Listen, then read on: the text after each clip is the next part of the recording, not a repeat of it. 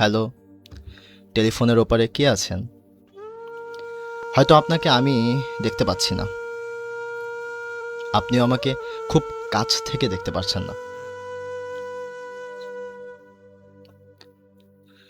তবু এই অদ্ভুত দূরত্বের মাঝেও কিছু শব্দ আমাদের কাছে এনে দেয়। তবু এই অদ্ভুত দূরত্বের মাঝে কিছু শব্দ আমাদের কাছে এনে দেয়। আজকের এই আড্ডার নাম টেলিফোনের ওপারে। এখানে গল্প থাকবে, কিছু কবিতা থাকবে, আর থাকবে মানুষের নীরব অনুভূতির কথা।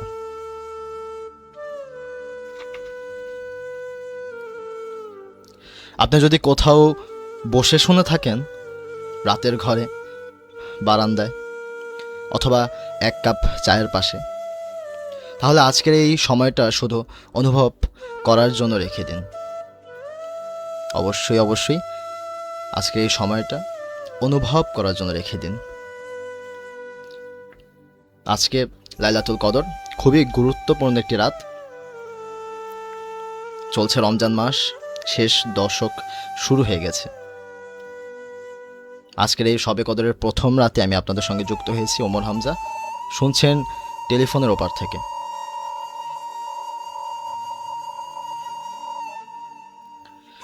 প্রতিটা মানুষের ভিতরে একটা গল্প থাকে। কেউ সেই গল্পটা লিখে রাখে, কেউ কেউ শুধু মনে জমিয়ে রাখে। আজ একটা ছোট্ট গল্প বলি।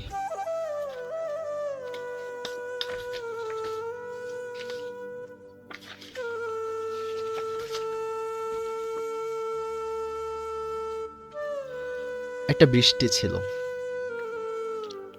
ছোট্ট শহরের এক কোণে এক ছেলে একটি পুরনো জানলার কাছে বসেছিল। হাতের মধ্যে তার ছোট্ট খাতায় কিছু লিখছিল। শব্দগুলো ছিল না, কিন্তু অনুভব ছিল অনেক। শব্দ ছিল না, কিন্তু অনুভব ছিল অনেক। বৃষ্টি পড়ছিল নীরবতার মতো। প্রতিটি ফোঁটা মনে করিয়ে দিচ্ছিল যা বলা হয়নি, যা বলা হয়নি, যা বলা যায়নি, তা শুধু অনুভব করা যায়। একটা ছোট্ট কবিতা মনে পড়ে গেল।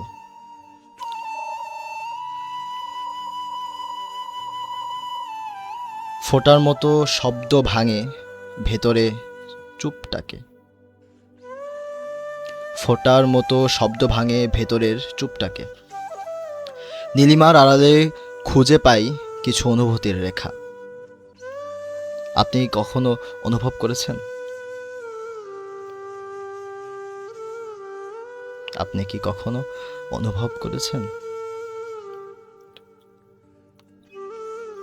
একটা বৃষ্টি এসে শুধু আপনার মনের ভিতরের কথা শোনা যায়। কেউ লিখছিল চিঠি, কেউ পড়বে না, কেউ জানতে পারবে না, তবু চিঠি লেখা হলো। আমি আজ অনেক কিছু বুঝলাম। জীবন অনেক সময় আমাদের ভেতরের কথা বলতে দেয় না, তবু আমি লিখছি, কারণ লিখতে হলে কিছু বাঁচে। যা লেখা হয় তা চিরজীবন থেকে যায়, মনে থাকে। আমাদের স্যার ম্যাডামরা বলে থাকে যে কিছু কিছু যদি মনে রাখতে হয়, বেশি দিনের জন্য কিছু যদি মনে রাখতে হয়, অবশ্যই তা পড়বা, পাশাপাশি লিখবা। যত বেশি লিখবা তত বেশি ওই কথাটা মনে থাকবে, পড়াটা মনে থাকবে।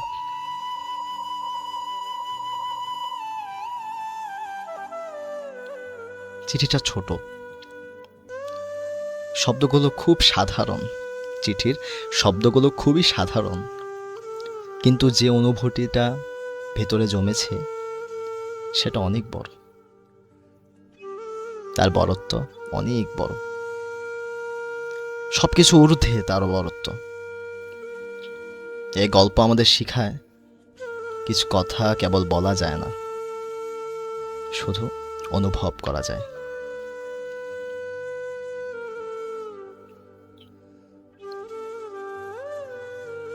কথার মাঝে একটি কবিতা মনে পড়ে গেল, অবশ্যই আমি কবিতা আপনাদের সঙ্গে শেয়ার করব। তবে তার আগে এখন পর্যন্ত যারা আমার সঙ্গে আছেন অবশ্যই আমাকে কমেন্ট করবেন, অবশ্যই আমাকে জানাবেন, কিছু বলতে চাইলে তাও লিখবেন, আমি শুনবো। আপনারা যদি আমাকে গল্প পাঠাতে চান তাহলে আমার ইমেল অ্যাড্রেস omorbinmir@gmail.com-এ আপনার গল্প লিখে পাঠিয়ে দিতে পারেন, অথবা মোবাইল ফোন, বাটন ফোন যারা ইউজ করেন তারা তাদের মেসেজ অপশনে গিয়ে *16588# লিখে আপনার গল্প লিখবেন। আর নাম্বারটা হবে 01704 70 50 30, 01704 705030। আপনারা অবশ্যই আমাকে জানান কে কে আমার সঙ্গে যুক্ত আছেন।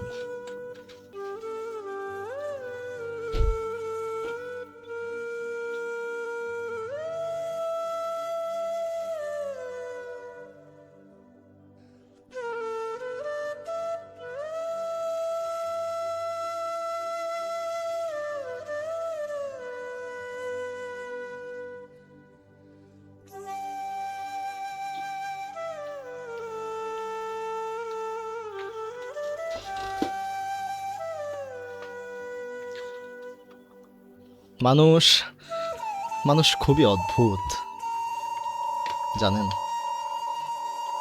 কথা দিয়ে আসে, কথা না রেখেই চলে যায়। যাবার মুহূর্তে অন্তত বলে যাওয়া যায়, কিন্তু তা করে না তারা। তারা খুব ধীরে দরজা খুলে চলে যায়। আসলে আমি একটি কবিতা লিখেছিলাম মৃত্যু নিয়ে, তবে এই কথাটা কেমন জানি ওই সব মানুষের সাথে মিলে যায়। মাঝে মাঝে যদি একটু গভীর চিন্তা করা যায়, মিলে যায়, ওদের সঙ্গে মিলে যায় এই কথাটি। কবিতার নাম ছিল রওনা। মনের ব্যথা বলার মতো কেউ নেই, বারবার কান্নায় গাল ভিজে যায়, খুলে যায় বারবার মন খাঁচার ভাঙা দরজা। আর অবাধ্য হয়ে উড়ে যায় পাখিরা আবেগের আকাশে।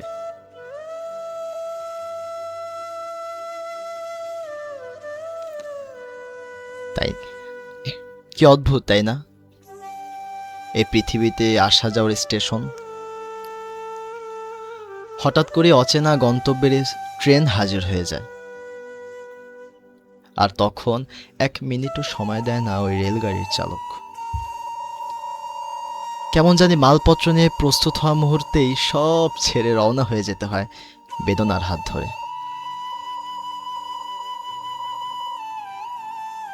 কি অদ্ভুত, তাই না? কি অদ্ভুত।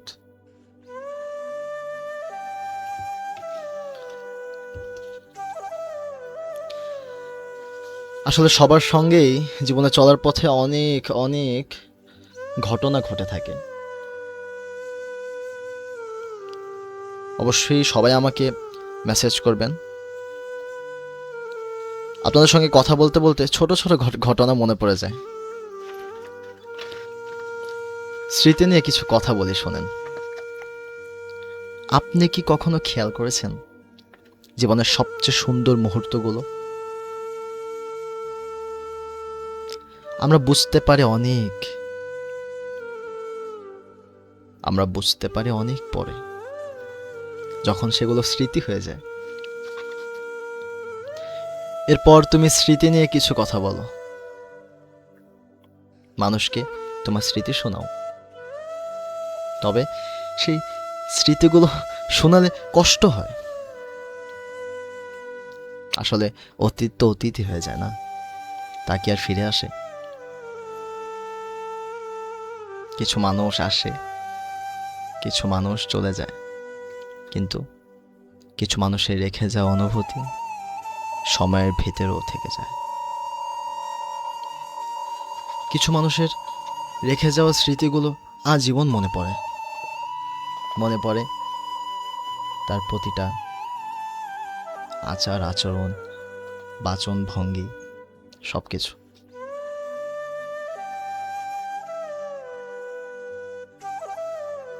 কিছুদিন যাবৎ ফেসবুক স্ক্রল করলে আমরা দেখতে পাচ্ছি মির্জা গালিবের অনেক কথা শোনা যায়। অনেক কথা মির্জা গালিবের আমার সামনে অন্তত এসে থাকে, আপনাদের সামনে আসে কি না, যে একটা কথা আছে, সারা জীবন আয়না মুছে গেলাম, আসলে দাগ ছিল আমার চেহারায়।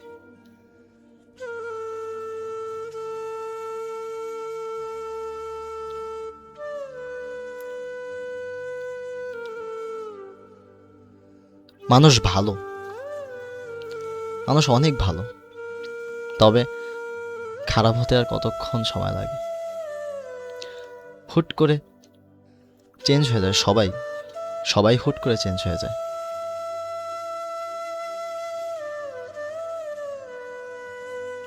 টেলিফোনের ওপারে যারা আছেন, আমাকে শুনছেন, তারাও চেঞ্জ হয়ে যাবেন।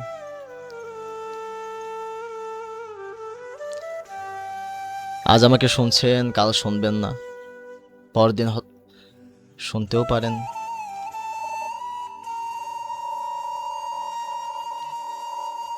এভাবেই আস্তে আস্তে দিন চলে যাবে, মাস চলে যাবে, আমি একাই কথা বলতে যাব, আমি একাই কথা বলতে থাকবো, আমি একাই বলতে থাকবো হ্যালো। টেলিফোনের ওপারের মানুষরা কেমন আছেন? কেউ আমাকে উত্তর দিবে না। আমাদের জীবন খুবই ছোট, এই ছোট্ট জীবনে অনেক কিছু করা যায়, এই ছোট্ট জীবনে অনেক কিছু করা সম্ভব।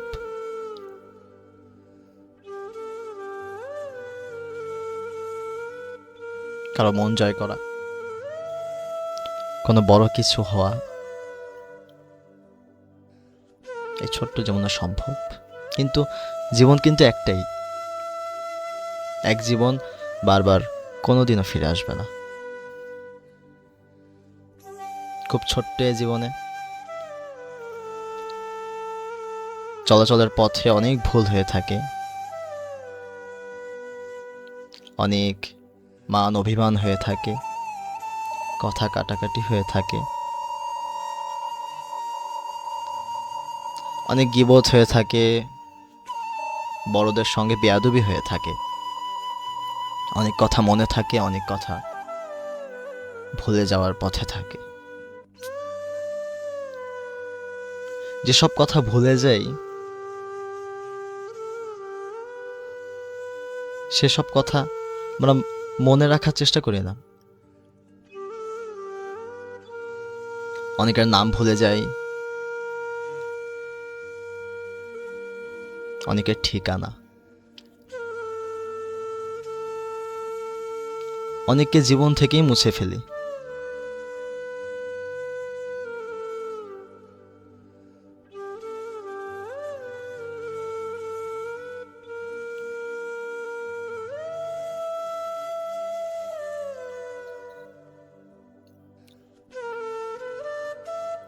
ইসলাম ধর্মটা নিয়ে একটু কথা বলি।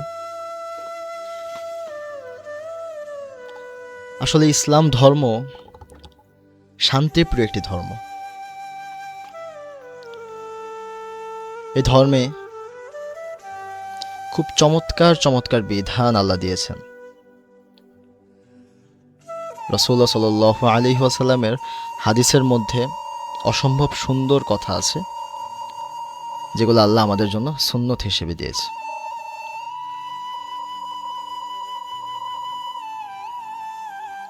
হয়তো আমাকে শুনছেন অনেক বৃদ্ধ, অনেক জোয়ান মানুষও শুনছেন আমাকে, আমার বন্ধু বান্ধব, ভাই বোন, আত্মীয় স্বজন আমাকে শুনছেন। এই মুহূর্তে আছে আমার সঙ্গে ফাতেমাতুজ জোহরা, আছে মায়াজ, আরও আছে জান্নাতুল ফেরদাউস মিতু, আছে মোহাম্মদ সোহেল আরাফাত। আমি এদেরকে দেখতে পাচ্ছি, তারা লিখছে আমি আছি। ও ওকে। ফাতেমাতুল জোহরা লিখছে আমি আফিয়াত আর আম্মু। আরও লিখেছে শুরু করেন। মায়াজ লিখেছে ওই বেটা, রাতের বাজে কয়টা, কিছুই তো শোনা যায় না। জান্নাতুল ফেরদৌস মিতু লিখেছেন বাবা, ভেবেছিলাম, কথা বুঝতে পারছি না আমি, শুধু খবরের কিছু কবিতা হবে, শুধু কবরের কিছু কবিতা হবে সম্ভবত। আমার কি লিখেছে এটা?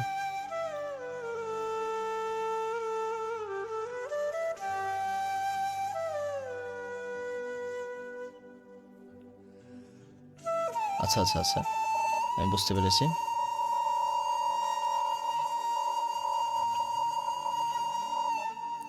আচ্ছা, উনি চাচ্ছে আমি কিছু আয়াত বলি, তেলাওয়াত করি।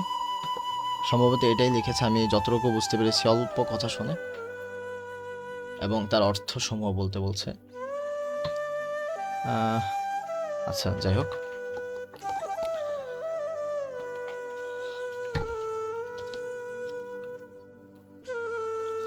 বাচ্চারা যদি আমাকে শোনা থাকেন, তাদের জন্য একটি কবিতা হবে।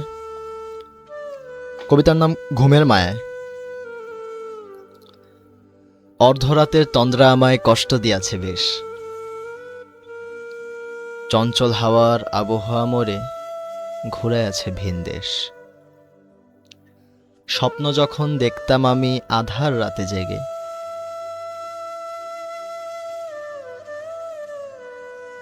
রঙিন শহর রঙিন আকাশ বৃষ্টি ভর্তি মেঘে।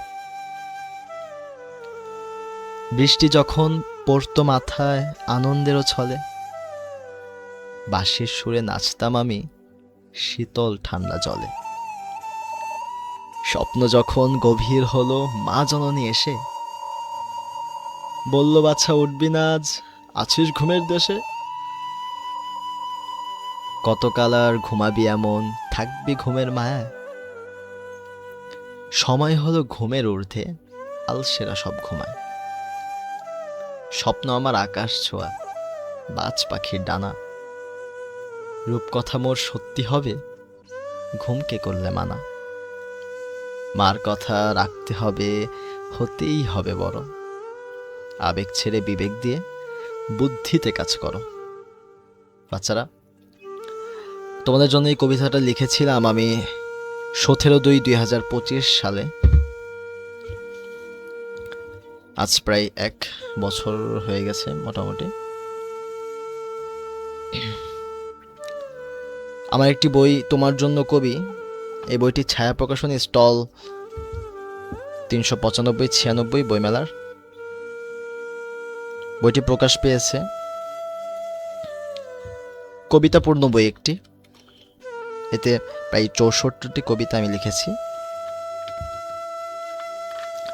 খুব ছোটও না, আবার খুব বড়ও না, সব ধরনের কবিতা আছে। অবশ্যই বাচ্চাদের জন্য কবিতা আছে, অনেক অনেক কবিতা আছে এখানে। ইসলামিক কবিতা আছে অনেক, সবচেয়ে বেশি ইসলামিক কবিতা আমি লেখার চেষ্টা করেছি। কিছু প্রণয়ের, কিছু বিদ্রোহীরও আছে। আশা করবি সকলের ভালো লাগবে। এটা সংগ্রহ করতে পারেন।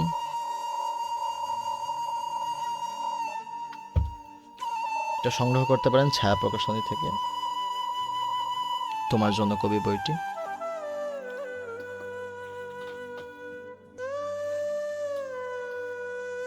আমি জান্নাতুল ফেরদৌস মিতু আপু, ওনার কথার অনুসরণ করে অবশ্যই কিছু শোনাবো, কাব্যিক কিছু শোনাবো ইনশাল্লাহ।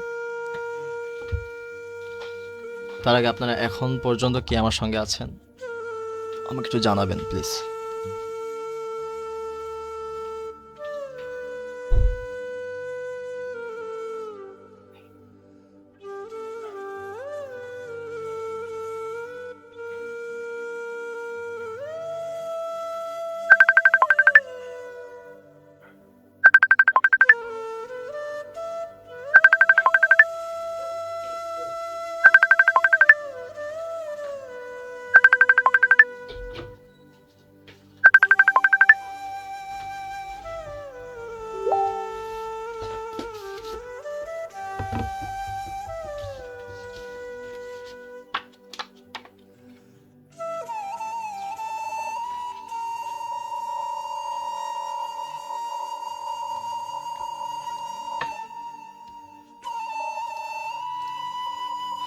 আমি অবশ্যই বলতে চাই, দয়া করে আমার এই লাইভে এসে কেউ গালাগালি করবেন না।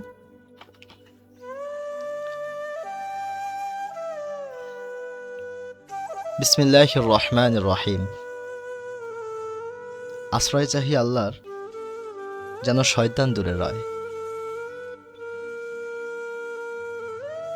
শুরু করিলাম আল্লাহর নামে, দয়ালু করুণাময়। কুল আউযু বিরাব্বিন নাস। বলো, আশ্রয় গ্রহণ করেছি উষার প্রভুর কাছে। সরি, আমি কুল আউযু বিরাব্বিল ফালাক। বলো, আশ্রয় গ্রহণ করেছি উষার প্রভুর কাছে। মিন শাররি মা খলাক। মন্দ হইতে যা কিছু তাহার সৃষ্টির মাঝে আছে। ওমিন শাররি গাসিকিন ইযা ওয়াকাব। রাতের মন্দ হইতে যখন ছড়ায় অন্ধকার। ওমিন শাররিন নাফফাথাতি ফিল উকাদ।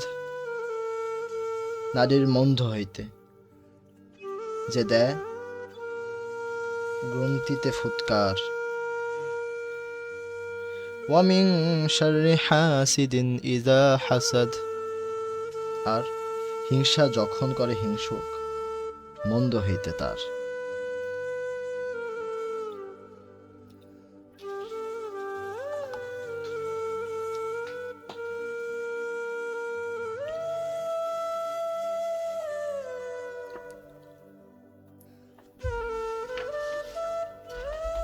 টেলিফোনের ওপার ব্যক্তি,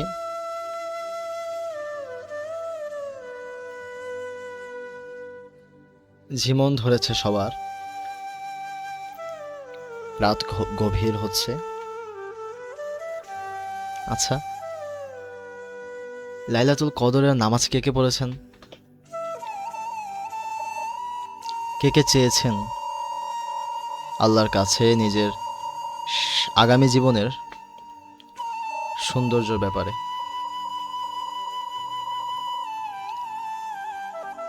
এরাতে চাওয়াটার সোয়াব অনেক অনেক। রমজানের শেষ দশকে বেজোর রাত্রিগুলো খুবই গুরুত্বপূর্ণ রাত, খুবই গুরুত্বপূর্ণ রাত। এই রাতে আল্লাহর কাছে চাইতে হয়, খুব বেশি পরিমাণ চাইতে হয়। রাতে খতম তারাবি পড়ে এসে খাওয়া দাওয়া করে জায়নামাজ বিছিয়ে তার উপরে বসে দুরাকাত করে আল্লাহর কাছে, আল্লাহর পায়ে সেজদা করে হাত তুলে অন্ধকারে চাওয়ার মজাটা অনেক। আজকে যারা আমাকে টেলিফোনের ওপার থেকে শুনছেন, এ শোনার চেয়েও বেশি আনন্দ পাওয়া যায় সেই চাওয়ার মাঝে।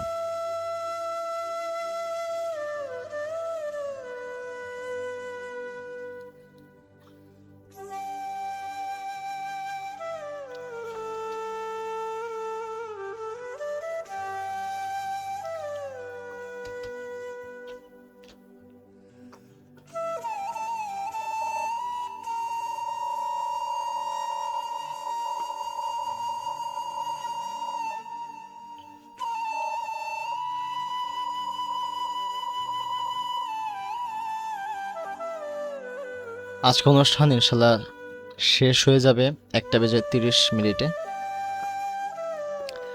প্রথম দিন হিসেবে খুবই বাজে কথা বলছি আমি বুঝতে পারছি। ইনশাল্লাহ অভিজ্ঞতা থেকে অভিজ্ঞতা হয়, বলতে বলতেই বলা শেখা যায়। অবশ্যই লিখতে লিখতেও লেখক হওয়া যায়, গাইতে গাইতে গায়ক হওয়া যায়। আমি প্রায়ই বলার চেষ্টা করব, কিছু না কিছু নিয়ে কথা বলতে চেষ্টা করব আপনাদের সামনে। আশা করব আপনারা আমার এই স্বপ্ন পূরণে সাথ দিবেন, আমাকে শুনবেন, মতামত দিবেন আমার কথার, আমাকে কেমন শুনছেন আপনারা, আমার কথা কেমন হওয়া প্রয়োজন, কি ব্যাপারে আমি কথা বলতে পারবো, কি ব্যাপারে কথা বললে আপনারা শুনবেন,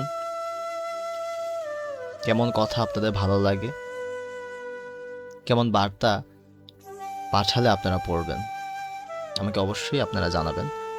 কমেন্টে হোক, আমার মেসেঞ্জারে হোক,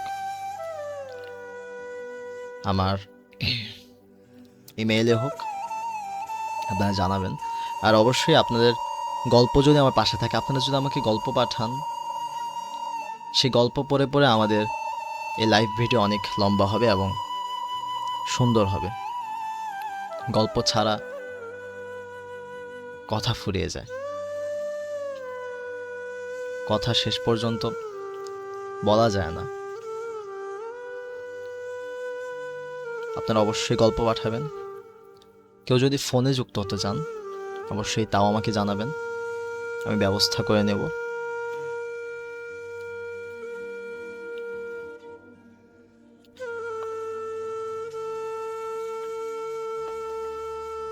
শুনতে শুনতে পাশে থাকতে থাকতেই ভালো লাগা সৃষ্টি হয়। আমার সাথে হয়তো এখনো আছেন মায়াজ, আছে ফাতেমাতুজ জোহরা, আছে হুমায়রা ইসলাম, আর আছে জান্নাতুল ফেরদৌস মিতু, আছে মোহাম্মদ সোহেল আরাফাত, হয়তো আরও আছে অনেকে। আমাকে একটু নক দিবেন।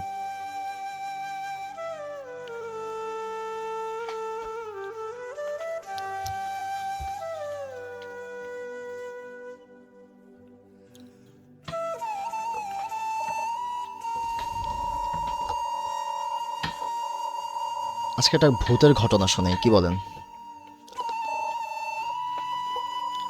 খুব বেশি ভয়াবহ হবে না, শেয়ার করি।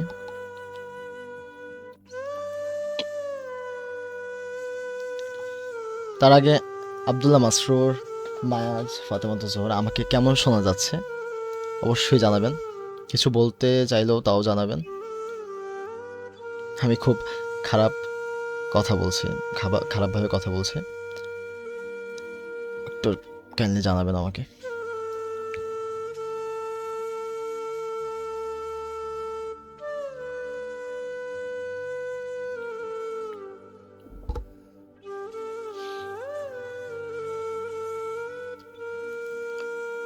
একটা ঘন গ্রাম,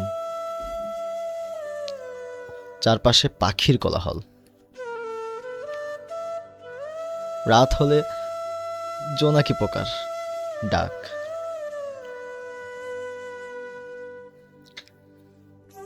গ্রাম শহর গ্রাম শহর থেকে ভিন্ন হবে, এটাই তো স্বাভাবিক।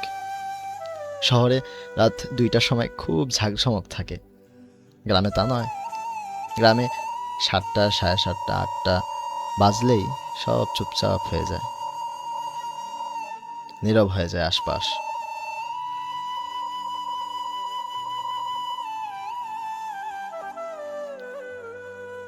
সব নীরব হয়ে যায়, মানুষজন ঘুমিয়ে যায়, দোয়ার আটকিয়ে দেয়। রাস্তার কুকুর দোয়ার আটকানোর পর কিছুক্ষণ হাঁটাহাঁটি করে আবার তারা উধাও হয়ে যায়। মাঝরাতে কিছুটা ডাক শোনা যায় কুকুরের। খুব ঠান্ডা একটা আবহাওয়া থাকে।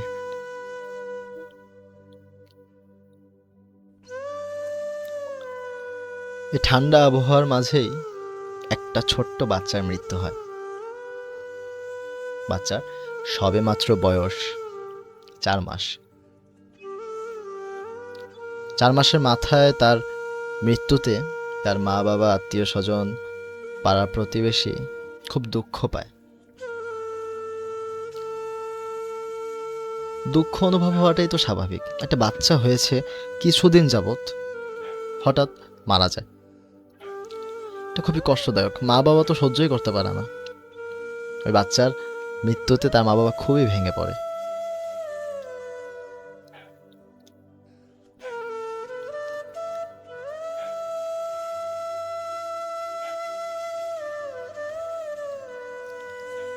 মা বাবারে ভেঙে পড়া কোনো যায় আসে না কারো। দিন শেষে বাচ্চাটাকে দাফন করতেই হবে,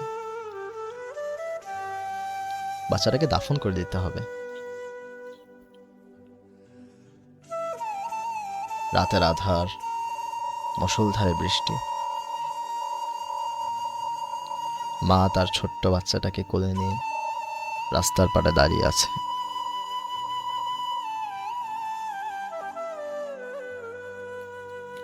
কাফন পরা সেই ছোট্ট 4 মাসের বাচ্চা হাতে নিয়ে রাস্তার পাড়ে দাঁড়িয়ে আশপাশ ঘুরে তাকিয়ে দেখছে কোনো গাড়ি, অটো, সিএনজি বা ভ্যান দেখা যায় কিনা। মহিলার পাশে ছিল তার বাবা, মানে বাচ্চাটার বাবা। সাথে ছিল আরেকটি ছেলে, বাচ্চাটার বড় ভাই। পিছন ঘেঁষে ছিল তাদের বাসার কাজের বুয়া। তারা অবশ্য গিয়েছে ঢাকা থেকে, গ্রামে ঈদ করতে গিয়েছিল সম্ভবত, সে সময়কার কাহিনী।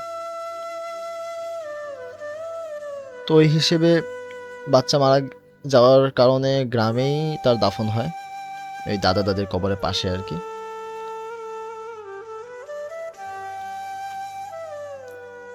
তো হঠাৎ করেই চোখের নাগালে এক ভ্যান গাড়ির দেখা মিলল। দূর থেকে আসছে। ভ্যান চালক পরে আছে হাফহাতা গেঞ্জি, তার মাঝে মাটির রেখা ছড়িয়ে ছিটে আছে, মাটি। চুল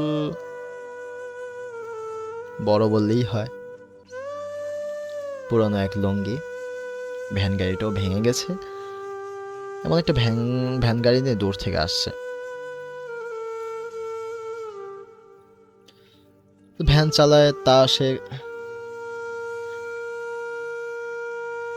চালায় সে সারাদিন তো চিন্তাই করতে থাকে যে কিভাবে 1 টাকা উপার্জন করা যায়।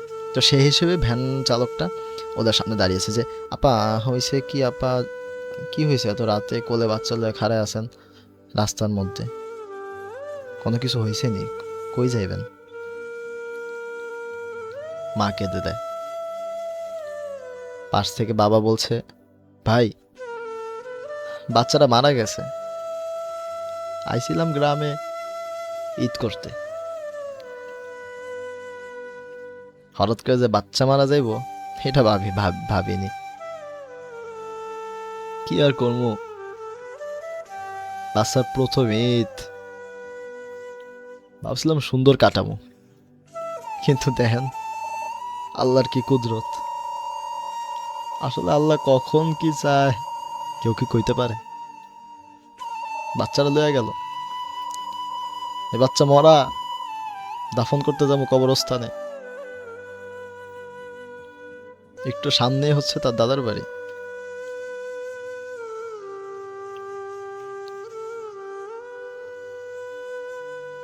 ভ্যান চালক বলে, ভাইজান কষ্ট পায় কি হইব, আল্লাহর মাল আল্লাহ লয়ে গেছে, আপনারা যদি কন একটুখানি সাহায্য করতে পারি আমি, বাচ্চারা আমারে দেন, আমি লয়ে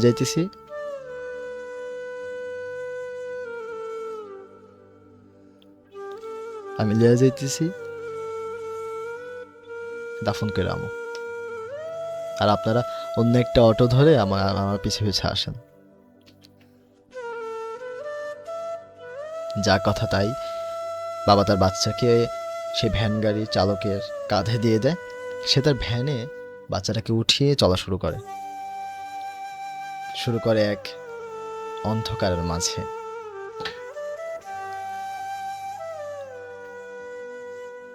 ভ্যান গাড়ি চালাচ্ছে ওই লোক।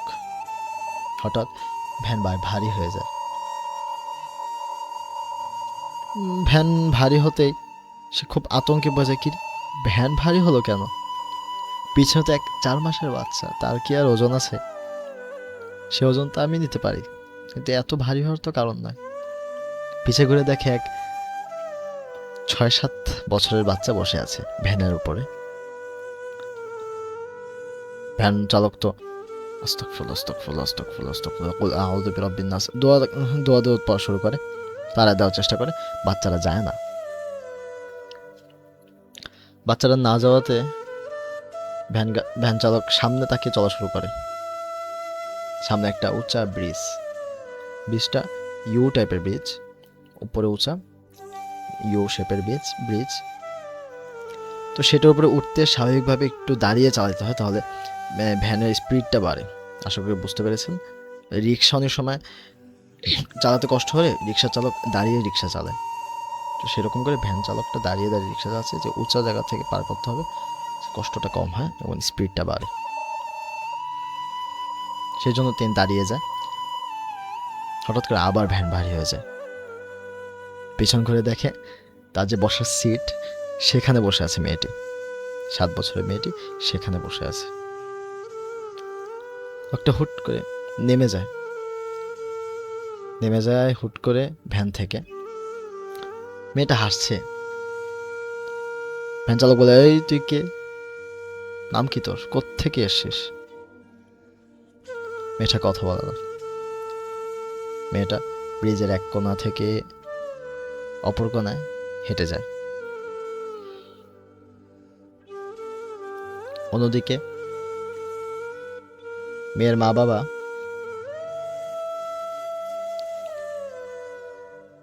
দাদির বাড়ি পৌঁছে যায়।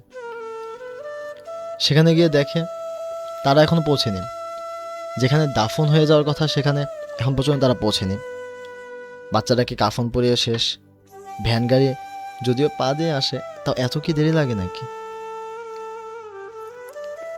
মেয়ের মা বাবা ব্যস্ত হয়ে গেল। আতঙ্কে তারা আবার বেরিয়ে আসলো, খুঁজতে শুরু করে। সে ব্রিজে চলে যায়। ব্রিজে যাওয়াতে ব্রিজটা পুরো ফাঁকা ছিল। দূর থেকে দেখা যায় একটা কিছু একটা উল্টিয়ে আছে, সাদা কাপড় পেঁচানো। মানে ব্রিজের নিচে একটু নদী আছে, নদীর আশপাশে ফাঁকা জায়গা, খালি জায়গা, সেখানে কিছু উল্টে পড়ে আছে। সেখানে দ্রুত ছুটে যায়।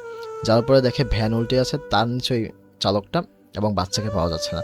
চালকটার হুঁশ ফিরায় এবং চালক উঠে বলে, ভাই আমাকে ক্ষমা করে দেন ভাই, তার বাচ্চারা হারায় ফেলছে। আরে ভাই কি হয়েছে বলেন তো? সব কাহিনী খুলে বলার পরে ওই লোকটা বলে, ভাই আপনি যে বাইচা আছেন এটাই অনেক, বাচ্চা লাগবো না। তো এই ঘটনাটি অনেক বছর আগের একটি ঘটনা। এই ঘটনা আমার একটি ফ্রেন্ড আমাকে শুনিয়েছিল, আমি যতদূর মনে আছে ততটুকু শোনালাম।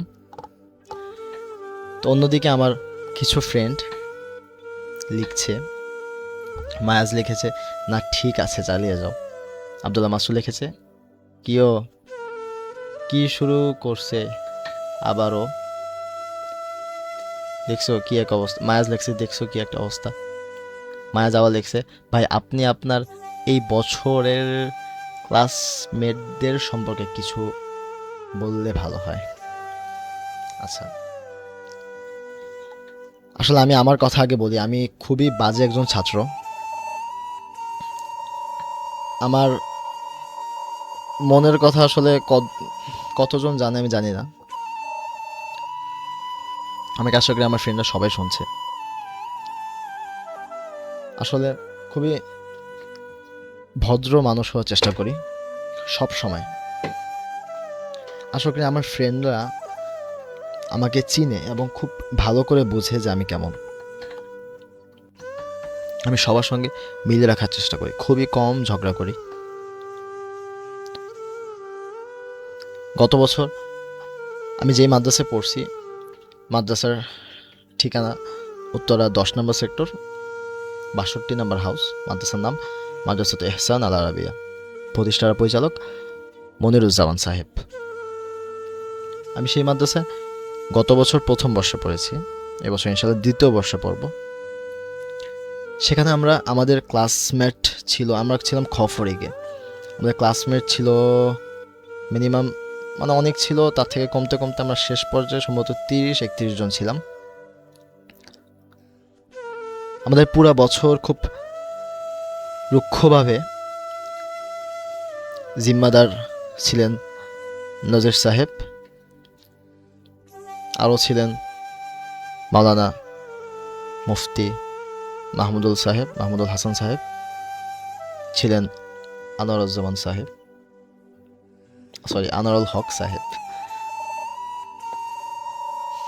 আমাদের বন্ধুদের মাঝেও ছিল অনেকে, হুজুরের অনুপস্থিতিতে যারা আমাদের সঙ্গ দিয়েছেন, যারা খুব কঠিন দায়িত্ব পালন করেছেন, আমাদের দেখে রেখেছেন, অনেক সময় অনেক টাকা পয়সা দেখভাল করেছেন, অনেক উদ্যোগে তারা হাত বাড়িয়েছেন।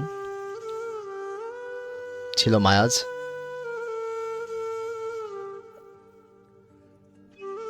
ছিল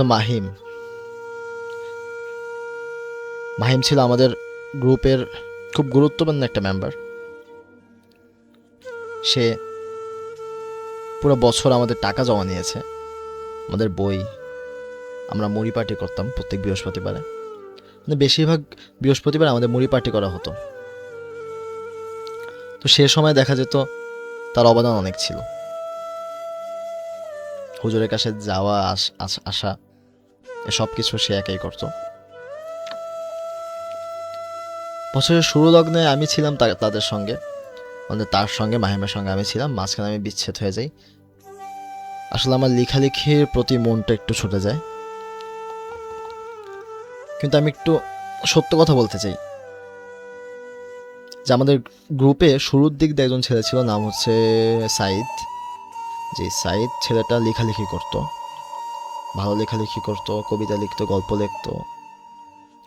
তো তার সঙ্গে আমি মানে মন থেকে চলাচল করতাম না বেশি একটা, তবে চলাচল করতাম, অবশ্যই করতাম, কিন্তু খুব ফ্রেন্ডলি ছিলাম না। তো তার সাথে আমি আমার বিভিন্ন লেখা, কবিতা, গল্প শেয়ার করতাম। আমি ভাবতাম যে সে যে লেখালেখি করে, কবিতা লিখে, গল্প লিখে, সে হয়তো এগুলো অনেক বোঝে, তাকে দেখালে হয়তো আমি একটু শিখতে পারবো তার কাছ থেকে, ওই হিসেবে তাকে লেখা দেখাতাম। কিন্তু আমার যদ্দূর মনে আছে যে সে প্রতিনিয়ত লেখালেখি করত, তার পকেটে প্যাড থাকতো সবসময়, সে ওই প্যাডের মধ্যে প্রতিনিয়ত লেখালেখি করতো, প্যাডের পর প্যাড, খাতার পর খাতা, কবিতা, উপন্যাস, কাল্পনিক কাহিনী, প্রচণ্ড লেখালেখি করতো। তো তার সঙ্গে থাকার কারণে দেখা যেত আমাকে অনেকে বলতো যে সারাদিন পড়াবাদ দিয়ে লেখালেখি করস না, জীবনে কি করবি, এমন কিছু অনেকে আমাকে বলতো। হয়তো তারাও আমার সঙ্গে যুক্ত আছেন এখন। আসলেই পড়ালেখা ছাড়া জীবনটা অচল, এটা সত্য, পড়ালেখা ছাড়া জীবনটা অচল। কিন্তু আমি চেষ্টা করতাম, অবশ্যই চেষ্টা করতাম। আমার চেষ্টা দেখা যেত না। আমি ছোট থেকে, আমি হেফজখানায় যখন পড়ি, তখন হুজুররা আমাকে, মানে আমার মাকে বিচার দিত যে আপনার ছেলে পড়ে, এমনি ভালো, কিন্তু একটা আছে না যে তাকায় থাইকা মানে পুরাটা সময় এক মনোযোগে পড়বো, এটা নাই। আমার মন হঠাৎ বিচ্ছেদ হয়ে যায়। কিন্তু খুব চেষ্টা করে মন থেকে যে আমি পড়ালেখা করব, আমি কাজে দিব আমার সময়টা। তো আমার আসলে আমার আচার আচরণ, বাচনভঙ্গি, কথাবার্তার মধ্যে দিয়ে আমার প্রকাশ পায় না যে আমি চেষ্টা করি, মানে আমি দেখাইতে পারি না বিষয়টা। এই জন্য হয়তো আমি অনেক সময় অনেকের কাছে ছোট হয়েছি, অনেক নসিহতের সম্মুখীন হয়েছি, অনেকে আমাকে অবহেলিত করেছে, অনেকে আমাকে বুঝিয়েছে। কিন্তু আমার সবচেয়ে বেশি ভালো লেগেছে, বছরের শেষ পর্যন্ত একটা জিনিস সবচেয়ে বেশি ভালো লাগছে, যে ছাত্ররা আমার কবিতা অনেক শুনতো, আমার ফ্রেন্ডরা আমার কবিতা অনেক শুনতো। জানি না তাদের কেমন লাগতো, হয়তো ভালো লাগতো, হয়তো খারাপ লাগতো, কিন্তু শুনতো। আব্দুল্লাহ মাসরুর একজন ছেলে ছিল আমাদের সঙ্গে, সে এখন আমাকে শুনছেন। সে সব সময় আমার কবিতা শুনতো, সে আমাকে বলতো যে কবিতা বলার জন্য। আমি একটু লজ্জাবতী গাছের মতো চুপসে বসে থাকতাম, কিন্তু সে আমাকে অনেক আগ্রহে, মানে অনেক উৎসাহ দিত যে ভাই তুমি পারো, তুমি কেন সবার সামনে বলো না, সবার সামনে বলতে হবে, তাহলে এটা প্রচার প্রসার হবে। তো সে ছিল আমার অনেক গুরুত্বপূর্ণ একটা মানুষ। হয়তো তাকে সবসময় আমি বলিনি এই কথাগুলো, তাই কাছ থেকে বলা হয়নি, কিন্তু তার জন্য আমি অনেক কৃতজ্ঞ। আব্দুল্লাহ মাসরুর সহ, মাহিম সহ আমি আমার প্রত্যেকটা ক্লাসমেটকে খুবই ভালোবাসি, আমি খুবই ভালোবাসি। আরেকটা কথা, আমি ছোট থেকে খুবই অসুস্থ হই, আমার অসুস্থতা অনেক, তো অসুস্থতার কারণে আমার ক্লাস খুবই মিস যায়। আমি মানে খুব চাই, আমি মন থেকে, আল্লাহর কসম আমি মন থেকে চাই যে আমি ক্লাস মিস দেবো, কিন্তু আমার অসুস্থ হয়ে যায়। দেখা যায় ওস্তাদ এসে একটু পড়া চাপ দিল, আমার টেনশন, আল্লাহ এখন আমি কি হবে, এখন আমি কি পড়বো, আমি যদি এখন না শুনতে মানে না শোনাতে পারি, আমার তো আজকের অবস্থা খারাপ, মানে এই টেনশন আমি অসুস্থ হয়ে যাই। বাসায় একটা কিছু হইলে, মা বাবা কিছু জোরে কথা বললে, আমার বোন বকা খেলে, এগুলো যদি আমার খবর আসে আমি অসুস্থ হয়ে যাই। তো অসুস্থ হওয়ার বিষয়টা মানে মাদ্রাসা তো সবসময় আমাকে চিনে না, তো তাদের কাছে হয়তো এই বিষয়গুলো নতুন লাগে অথবা মিথ্যা মনে হয়, কিন্তু সত্য সত্যই আমার অসুস্থতা অনেক, মেহনত করার চেষ্টা করি তাও অনেক, এবং লেখালেখির চেষ্টা করি। ওই লেখালেখির চেষ্টার থেকেই আজকে আমার একটি বই তোমার জন্য কবি প্রকাশিত হয়েছে ছায়া প্রকাশন থেকে, সম্পূর্ণ কবিতার। ইনশাল্লাহ আগামী বছর আপনারা এক দুইটা বই পেতে পারেন ইনশাল্লাহ। আমি লিখছি একটি বইয়ের নাম, উপন্যাসের একটি বইয়ের নাম নির্ধারণ করা হয়েছে, যার শিরোনাম হচ্ছে কথই তার ডাকনাম। আমার নতুন একটি উপন্যাসের নাম কথই তার ডাকনাম, আরেকটি কবিতার বইয়ের নাম বাধাই করা ঘুড়ি। তো ইনশাল্লাহ এই দুই বইয়ের কোনো একটি বই আপনারা আগামী বছর পেয়ে যাবেন। আশা করি আপনারা সকলেই সংগ্রহ করবেন। কিছুদিনের মধ্যে আমার এই তোমার জন্য কবি বইটি রকমারিতে দেয়া হবে, সেখান থেকেও আপনারা ক্রয় করতে পারবেন। ফিরে যায় আবার বন্ধুদের কাছে, টেলিফোনে ওপারে যারা আছেন অবশ্যই আমাকে আবার একটু নক দিবেন, কারা কারা আছেন আমার সঙ্গে, আমি একটু দেখতে চাই।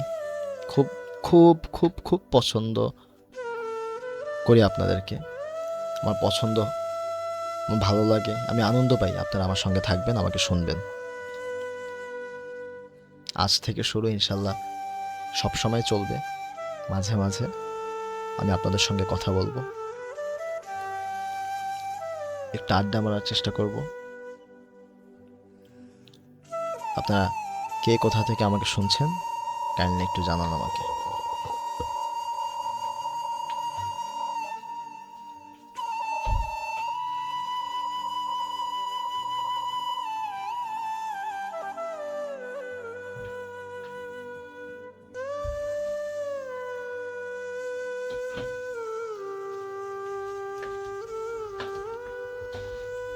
মাশাল্লাহ, রাফিদ হোসেন আছে আমার সঙ্গে, অনেক ভাইকে অনেক অনেক ধন্যবাদ। সেও আমার আহ, 1 বছর আগে আমার ক্লাসমেট ছিল, তবে এখন নেই। এখন আছে বলতে একই মাদ্রাসায় পড়াশোনা করা হয়, তবে সাক্ষাৎটা কমে গেছে। ওমর কি খবর লিখেছে, ওমর কি খবর, আলহামদুলিল্লাহ ভাইয়া অনেক ভালো আছি আপনাদের দোয়ায়। কেমন লাগছে রাফিদ ভাইয়া, কেমন লাগছে আমাকে একটু জানাবেন। আমাকে শুনতে কি ভালো ভালো শোনা যায় আমাকে? মায়াস আমাকে একটু জানাবেন আমাকে শুনতে কেমন লাগে। মাসরুর জানাবেন অবশ্যই আমাকে শুনতে কেমন লাগে। যারা আমার সঙ্গে যুক্ত আছেন অবশ্যই অবশ্যই জানাবেন। আসলে আমি নতুন দেখে আপনাদের মনের অবস্থা বুঝতে পারছি না। ইনশাল্লাহ আমি কালকে রাতেও লাইভ আসার চেষ্টা করব, এবং আপনাদের কমেন্ট অনুযায়ী আমি কথা বলবো। আপনারা যে যেরকম কমেন্ট করবে তার উপরে আমি কথা বলার চেষ্টা করব। আজকে প্রথম শুরু হিসেবে আমাকে একটু সময় দিন, আমাকে একটু মন ভর কমেন্ট করেন, আমি আনন্দ পাবো, উৎসাহ থেকে কথাগুলো আসবে। প্রথম দিন হিসেবে আমার সাথে অনেকেই যুক্ত আছেন। কাইন্ডলি রাফিদ হোসেন আমাকে একটু জানাবেন কেমন শোনায় আমাকে।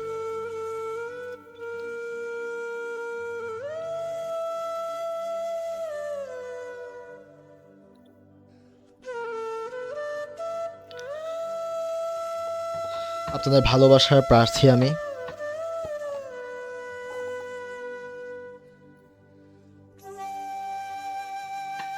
রাফিদ ভাই লিখেছেন, মার্শাল্লাহ অনেক সুন্দর, দোয়া রইল আগে আগে আগিয়ে যাও। হ্যাঁ আচ্ছা, দোয়া রইল আগিয়ে যাও। অবশ্যই ভাইয়া দোয়া করবেন আমার জন্যে। লেখালেখি লিখছি আমি, লেখালেখি করছি, আশা আছে লেখক হওয়ার। যা লিখি তা আপনাদের পড়ে শোনাবার। দোয়া করবেন যেন আমি লিখতে পারি এবং যা লেখা হয় তা পড়ে শোনাতে পারি।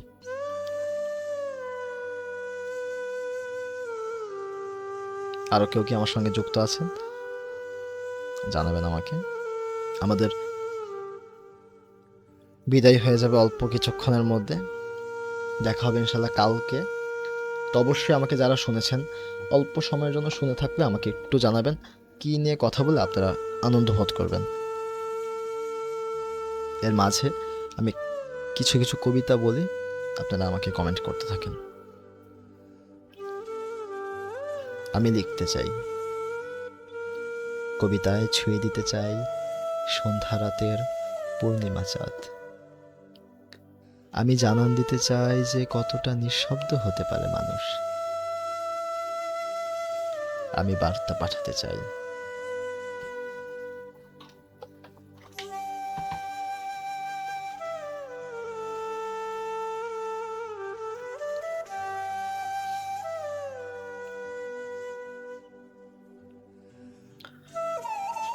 আমার একটা কবিতার নাম অবিস্মরণীয়। আমার বইয়ের শেষ পাতায় এই কবিতাটি লেখা, ছাপা হয়েছে আমার বইয়ের শেষ পাতায়। কবিতার নাম অবিস্মরণীয়। তুমি অবিস্মরণীয়, চোখের কোণে জমে থাকা ক্ষান্ত না হওয়া অশ্রু। তুমি আমার গগনে তারা, বিরলে নিশা যাপন করার তুমি কহিলি মুখ। আমাকে তুচ্ছ করো না, তুমি বহুরূপী সাজ, অকালে ক্লান্ত হয়ে ব্যথিত করা নাম। তুমি কাজল কালো চোখ, নিঃশব্দে হারিয়ে যাওয়া অতীত। আমাকে সজ্জিয়ে নাও, তুমি বুক ভর বেদনার ঝাঁক, তুমি স্বার্থতার ঊর্ধ্বে। অঙ্গ গহীনে যাও জ্বালিয়ে যাওয়া আগুন, আমাকে ব্যর্থ করো না।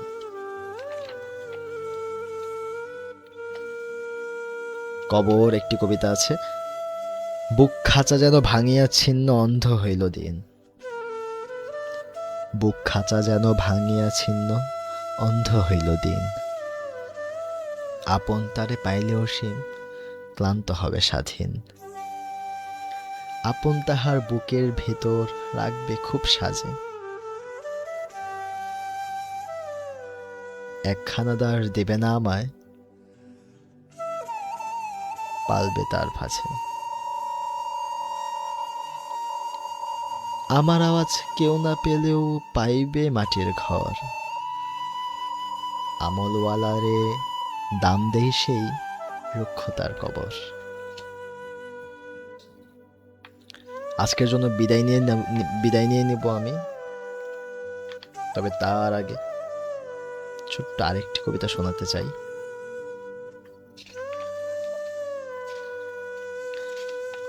কবিতার নাম গফুর, আমার বইয়ের প্রথম পাতার কবিতা। রাত কেটে যায় অনায়াসে মোর জায়নামাজের ধারে।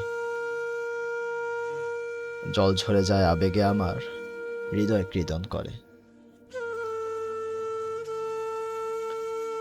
বক্ষ ভেজায় জায়নামাজে মোর তোমারই নাম বলে। তোমার নামের তসবি জপি খানিক সময় পেলে। রহমান তুমি, রহিম তুমি, গফুর তোমার নাম। ক্ষমাশীল তুমি, চিরদয়াময় তুমি অবিরাম। আজকের পর্ব টুকটাক ছোট্ট একটি পর্ব ছিল আজকে।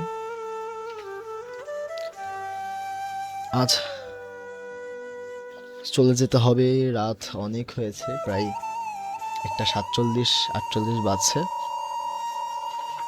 সেহরিতে উঠতে হবে, সেহরি খেতে তো হবে না, গল্প করলে তো গল্প আর শেষ হবে না।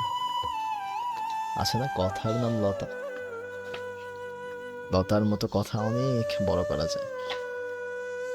তবে সবার কাছে আমি চাইবো সবাই যেন আমাকে একটু কথা পাঠান। সবাই যদি আমাকে কথা পাঠান তাহলে আমার বলতে সুবিধা হবে। অবশ্যই আমার এই প্রথম পথ চলায় আপনারা আমার সহায়ক হবেন। আপনারা আমাকে সাহায্য করবেন, আমি এই আশাবাদী। আমার লেখা পড়বেন, আমার কবিতা শুনবেন, আমায় একটি ভালো মুহূর্ত উপহার দিবেন।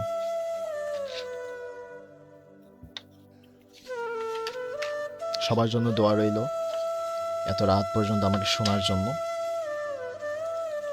আমি বারবার বলছি, সবাই আমাকে মতামত জানাবেন, আমাকে শুনতে কেমন লাগে, কিসের অভাব আপনারা অনুভব করছেন আমাকে জানাবেন। আমি আমার ছুটির আগ পর্যন্ত আমি প্রত্যেকটা দিন লাইভ আসার চেষ্টা করব, আপনাদেরকে কথা শোনাবার চেষ্টা করব। যদি আল্লাহ চান তাহলে ইনশাল্লাহ আমি আসার চেষ্টা করব 11:30 থেকে 12:30 পর্যন্ত। আজকে আমার একটু সাউন্ডের সমস্যা হওয়ার কারণে একটু দেরি হয়ে যায়।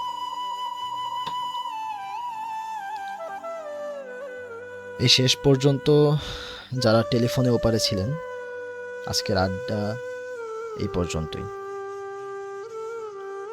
আজকের এই নীরব আড্ডায় সঙ্গ দেওয়ার জন্য ধন্যবাদ। গল্পের শেষ মানেই শেষ না, কখনো কখনো শেষের ভেতরেও নতুন কোনো গল্পের শুরু লুকিয়ে থাকে। তাই আজ এখানেই থামি, হয়তো আবার কোনো এক রাতে টেলিফোনের ওপারে আবার দেখা হবে। আজকের আড্ডা এখানেই শেষ। গল্প শেষ হলো, কিন্তু অনুভূতি থেকে যায়। গল্প শেষ হলো, কিন্তু অনুভূতি শেষ হলো না। আপনারা থাকবেন, আবার আমরা নতুন গল্পের আড্ডায় মিলিত হব। শোনার জন্য ধন্যবাদ। মনে রাখবেন, জীবনের ছোট্ট অনুভূতিগুলো বড় হয়ে যায়। আমাকে ইমেল করতে পারবেন omorBinMir@gmail.com, omorbinmir@gmail.com। এই ঠিকানায় আমাকে ইমেল করতে পারবেন। ফোনের অপশানে গিয়ে আমার নাম্বার লিখবেন 01704705030। লিখে আমাকে মেসেজের শুরুতে আমাকে আপনার নাম ঠিকানা লিখবেন, পাশে একটি কোড আপনার লিখতে হবে, এটা খুবই ইম্পর্টেন্ট, *1658#। এটা লিখে আপনার বিস্তারিত কথা আপনি লিখে পাঠাবেন, আমি ইনশাল্লাহ পড়ব, উপযুক্ত মনে করে আমি পড়ে শোনাব। আর আমার সঙ্গে যারা ফেসবুকে অ্যাড আছেন তারা অবশ্যই আমাকে মেসেজ করবেন, এবং আপনারা আমাকে প্রত্যেক দিন শুনবেন, আমি আশাবাদী। ধন্যবাদ টেলিফোনের ওপারের সেই সকল মানুষজনকে যারা আমাকে এই পর্যন্ত শুনেছেন। আজকের জন্য বিদায়। আসসালামু আলাইকুম ওয়া রাহমাতুল্লাহি ওয়া বারাকাতুহু।